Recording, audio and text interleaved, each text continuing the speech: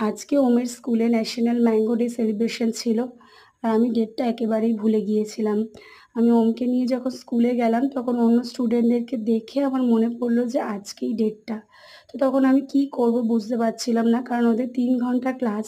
তার মধ্যে বাড়ি গিয়ে সবটা রেডি করে দিয়ে যাওয়াটা একটু টাফ ছিল। তবুও আমি ম্যামকে বললাম যে আমি তাড়াতাড়ি যতটা সম্ভব হয় আমি রেডি করে এটা দিয়ে যাচ্ছি। কিন্তু আজকে ওমেরও মুড একদম ভালো ছিল না। ও স্কুল যেতে চাইছিল না। তো খুব কাঁদছিল। তারপর ওকেও বুঝিয়ে আমি স্কুলে দিয়ে তাড়াতাড়ি বেরিয়ে আর্ট পেপার আর যা, যা লাগে সবটা কিনে নিয়ে বাড়ি চলে এলাম। প্যাস্টেল কালার ছিল বাড়িতে। তো সেটা দিয়েই পুরোটা ইয়েলো কালার করেছি। তারপর পাতাটা তৈরি করেছি। করে সবটা তাড়াতাড়ি রেডি করে আমি ওটা স্কুলে পাঠিয়ে দিয়েছিলাম। তো ওমের পাপা ওকে আনতে গিয়েছিল। তো ও একটা ছোট্ট ভিডিও করেছে। তো দেখলাম যে ওম ভীষণ খুশি হয়েছে এটা পেয়ে। জিনিসটা খুব সুন্দর হয়েছিল আর ও ভীষণ আনন্দ পেয়েছে। তো ওর আনন্দ পাওয়াতেই আমিও ভীষণ খুশি হয়েছি।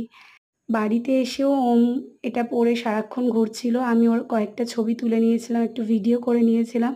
আর ও তারপরে অনেকবার এটা পড়তে চেয়েছে আর এটা একেবারেই যখন পড়ছিল খুলতে চাইছিল না।